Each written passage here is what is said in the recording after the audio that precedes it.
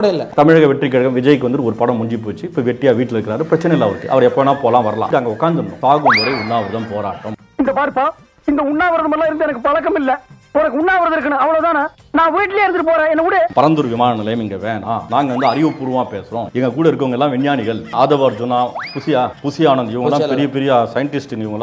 இவங்கள்ட்டலாம் நிறைய அட்வைஸ் எல்லாம் நாங்க வாங்கிட்டோம். இந்த இடம் சரியில்லை, அந்த இடத்துல கட்டுங்கன்னு சொல்லியிருந்தாருன்னா கெத்துலாம். எல்லாம் ஒன்னால வர்றது.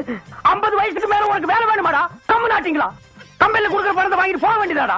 ஒரு முறையாவது போயிருக்காரு, அதை நீங்க கேள்வி கேக்குறீங்க. இல்ல கேள்வி கேட்கல. இத்தனை நாளா என்ன பண்ணிருந்தீங்கன்னு கேட்டேன் சார். அதே கேள்வி நான் விளையாடினீங்களான்னு கேட்டேன்.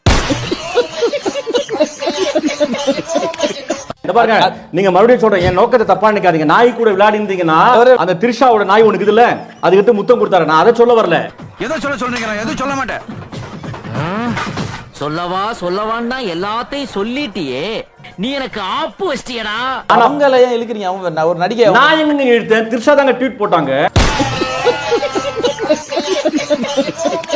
அத நம்ம பேசக்கூடாது சார். நான் என்ன சொல்றேன், விஜய் வந்து திரிஷா வச்சிருக்கிறாரு நான் சொன்னேன்.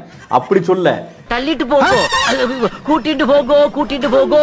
திரிஷா வந்து விஜய் கூட எடுத்த போட்டோ வச்சிருக்கிறாங்க. அந்த போட்டோ ட்விட்டர்ல போட்டாங்க. எப்போ போட்டாங்கன்னா விஜயுடைய பிறந்த நாளுக்கு முதல் நாள் இரவே பச்சை குழந்தைங்க வச்சுக்கிட்டு பெண்களும் ஆண்களும் இளைஞர்களும் எல்லாருமே வீட்டுக்கு வெளியே உட்கார்ந்திருக்காங்க. விஜய் என்ன பண்ணாரு, காலைல இருந்து பாவம் பார்ட்டி போடுது. ஈவினிங் ஒரு மதியம் 2-3 மணிக்கு வெளியே வராரு. கார்ல கண்ணாடி இருக்கீங்க, அதுவும் இறக்கல, அப்படியே சரன்னு போயிட்டாரு. திரிஷா வந்து ஒரு போட்டோ போடுறாங்க, நாய் கூட விஜய் கொஞ்சிக்கிறாரு.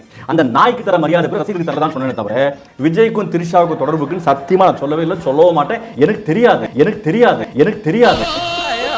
முதலாளி என்னாச்சு, எப்படி நடக்குறீங்க? சொம்பு நசுங்கிடுதுடா முதலாளி.